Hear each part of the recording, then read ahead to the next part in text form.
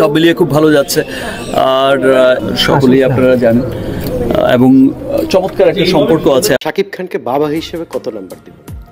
100 to 500। এই কারণ শাকিব খান একজন, ব্যাপারটা নিয়ে বাড়িতেও আলোচনা হচ্ছে এবং আমিও সম্মতি কিছুটা পোষণ করেছি যে যদি আমি যেহেতু ম্যাচুরেট মেন্টালিটির, এরকম কোনো কিছু হলে, পজিটিভ দিক থেকে কোনো কিছু হলে ওকে ফাইন। তার মানে আপনার নতুন বিয়েটা এবার পরিবার থেকেই হচ্ছে? হ্যাঁ, পারিবারিক ভাবে বা এটা সেটা আমরা আপনার কাছে সেটাই শুনতে চাই যে বিয়ে নিয়ে আসলে আপনি অরিজিনাল এখন না, আজকেও না, কালকেও না, হয়তো বা কখন হবে আমি নিজেও জানি না, তবে পরিকল্পনা হচ্ছে। এই ব্যাপারে আমারও মত আছে, এটা হচ্ছে আসল। আপনি প্রয়োজনটা বোধ করেন যে এই মুহূর্তে একটা বিয়ে হলে আপনার মানে আমার একটা সেটেল লাইফ দরকার। বিয়ে প্রয়োজনটা অনুভব করছি এই কারণে, দেখেন আমার তো একটি বাচ্চা আছে, আর আমি যে বয়সে বিয়ে করেছি বা যে বয়সে আমার বাচ্চা হয়েছে, এটা আসলে প্রত্যেকটা কোনোটাই পারফেক্ট টাইম নয়। বিয়ের সময় ওটা বিয়েরও পারফেক্ট টাইম ছিল না, এবং আমি যখন বাচ্চাটা নিয়েছি তখনও পারফেক্ট টাইম ছিল না। বাট তার মাঝখানে অনেক কিছুই হয়তো বা আমার এলোমেলো বা ঝামেলা হয়ে গেছে। বাংলাদেশের প্রেক্ষাপটে একটা মেয়েকে খুব পজিটিভ এবং সম্মানের সাথে দেখতে হলে তাকে সেই সম্মানের জায়গাটা তৈরি করতে হয়। সেটা আমরা আপনার কাছে সেটাই শুনতে চাই যে বিয়ে নিয়ে আসলে আপনি অরিজিনাল এখন না, আজকেও না, কালকেও না, হয়তো বা কখন হবে আমি নিজেও জানি না, তবে পরিকল্পনা হচ্ছে। এই ব্যাপারে আমারও মত আছে, এটা হচ্ছে আসল। আপনি প্রয়োজনটা বোধ করেন যে এই মুহূর্তে একটা বিয়ে হলে আপনার মানে আমার একটা সেটেল লাইফ দরকার। এখানে আমরা আরেকটা বিষয় আলোচনায় আনবো। আপনি একটু আগে বলছিলেন যে আপনার যখন আপনার বিয়ে হয় সেটা আপনার বিয়ের মানে পারফেক্ট টাইম ছিল না। আপনার একজন মানে যথেষ্ট চেনা জানা এবং ভালো বন্ধু ছিলেন শাকিব খান, তো অনেকটা সময় নিজেদের ভেতরে চেনা জানার মধ্য থেকে আপনারা বিয়েটা করেছিলেন। খুব একটা চেনা জানাও ছিল না, একটা সিনেমা করেছিলাম। একটা সিনেমার পরেই আসলে আমি এসএসসির পর সিনেমায় ঢুকি, অনেক ছোট ছিলাম। আর সেই জায়গা থেকে মানে বিয়ের ব্যাপারটা তো অনেক বড় একটা ডিসিশন, সেই ডিসিশনেও আসলে আমি খুব পারফেক্টলি ডিসিশনটা দিতে পারিনি, এটা বলতে পারেন ইমোশনাল ডিসিশন ছিল। তো ওই জন্য বিয়েটা হয়েছে।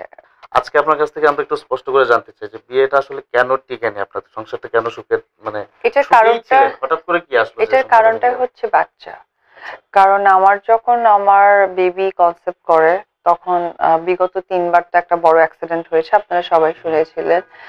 তো এইবারটা আসলে ডক্টরের জায়গা থেকে খুব পজিটিভলি আমাকে সাইনিং দেখাচ্ছিল না। তো আমার কাছে মনে হয়েছে আফরাল, আমি তো একটা মেয়ে, বেলা শেষে আমি নায়িকা আজকে আছি কালকে থাকবো না, বাট আমি তো একটা মেয়ে, আমার তো একটা পরিচয় হওয়া দরকার, আর মেয়ের বড় পরিচয় সে একজন মা। তো ওই জায়গা থেকে আমি যখন ইনসিকিউর ফিল করছিলাম তখন আমার কাছে মনে হচ্ছে দ্য বেস্ট ডিসিশন আমার বাচ্চাকে নেওয়া। সংসার বা কোনো কিছু এটা ইম্পর্টেন্স আমার কাছে তখন হয়নি। আর সবচেয়ে বড় কথা, একটি বাচ্চা, একটি জীবন, এটা একটা মা ফিল করতে পারে। সেই অনুভূতি থেকেই আমি অরিজিনাল বাস্তবতা তার সাথে শেয়ার করেছি, এবং সে তার কমিটমেন্ট রেখেছে এবং সেটা সে করেছে, বিকজ সে আমাকে দুটো ডিসিশন দিয়েছিল, হয় বেবি আদারওয়াইজ ডিভোর্স। তো আমি বলছি definitely divorce, but not baby, বেবিকে মিস করতে পারবো না। তা আমার কমিটমেন্ট আমি রেখেছি, তার কমিটমেন্ট সে রেখেছে। আপনি যখন ছেলেকে নিয়ে প্রকাশ্যে এলেন তখন আরো কিছু বিষয় প্রকাশ্যে চলে এসেছিল, সেটা হচ্ছে যে আপনারা দুজনেই নাকি পরকীয়ায় জড়িত ছিলেন। আপনার হাজবেন্ড বলেছে যে আপনি অন্য কোনো নায়কের সাথে আপনার সম্পর্ক ছিল, আবার আপনিও বলেছেন আপনার হাজবেন্ড অন্য নায়িকার সাথে তার সম্পর্ক আছে, অনেকের প্রতি দুর্বল। তো পরকীয়ার এই ব্যাপারটা কি শুধু অভিযোগ করার জন্যই বলা, নাকি এর কোনো সত্যতা ছিল, এটা একটু জানতে চাই।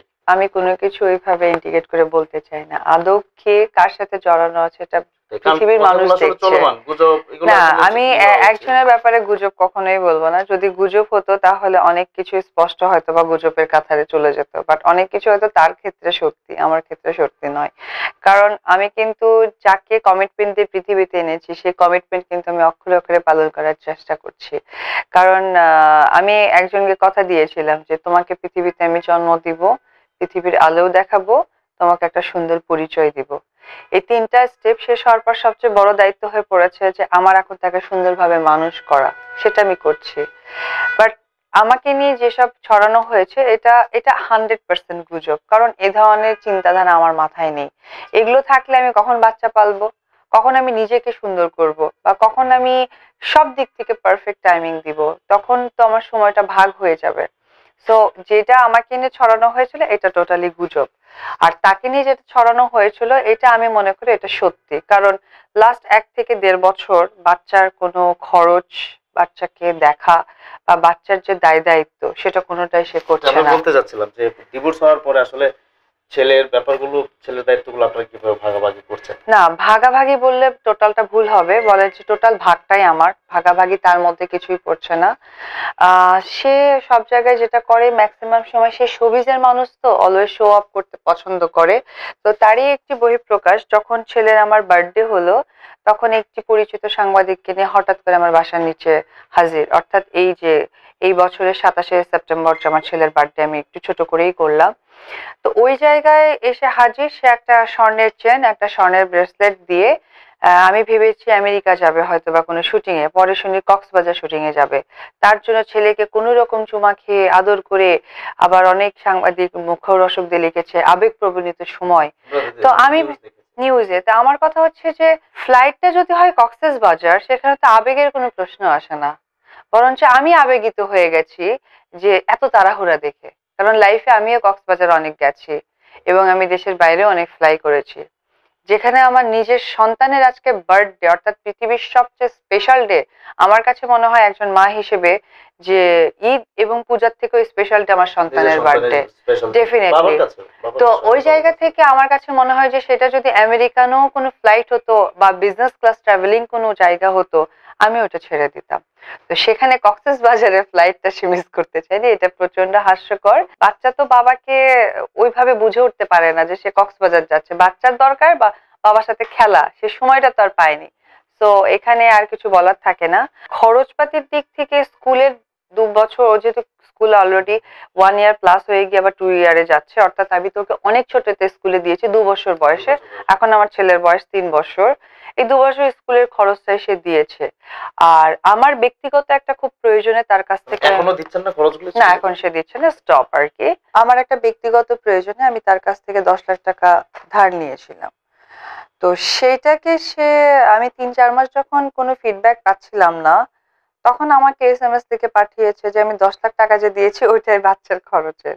তো সত্যি কথা বলতে গেলে কি, আমার বিশেষ প্রয়োজন ছিল বিধায় তার কাছে বলেছে, কারণ আমার মতো মানুষ যদি অন্য কোনো কারো কাছে কথাটা বা টাকাটা চাইতে যায়, হয়তো অনেকে পজিটিভ নেগেটিভ বা ভালো মন্দ দুটোই নিতে পারে। তো আমার কথা হচ্ছে কি, সে আজকে পর যাই হোক না কেন, একটা তো সম্পর্ক ছিলই, সে জায়গা থেকে অধিকার বলতে পারেন বা একটা আস্থার জায়গা থেকে আমি চেয়েছি, বাট নট দ্যাট আমার ছেলের খাবারের খরচ কিন্তু আমি চাইনি, ওটা আমার একটা প্রয়োজন ছিল। তো সেইখানে প্লাস করে দিয়ে, এটা আজ থেকে 1.5 বছর আগের কথা, করে দিয়ে সে চুপচাপ, এবং কাছের তারা সাংবাদিক যারা আছে তাদের সবাইকে বা কাছের লোকদেরকে সবাইকে সে গণহারে বলে যাচ্ছে ছেলের খরচটা আমি দিই। হোয়াট ডু মিন ছেলের খরচ? আমরা তো সবাই তাই জানি। না, এটা টোটালি ভুল। আজকে আপনাদের এই নিউজে বলে দিলাম, সে 1 টাকাও দেয় না। আর আমিও মনে করি না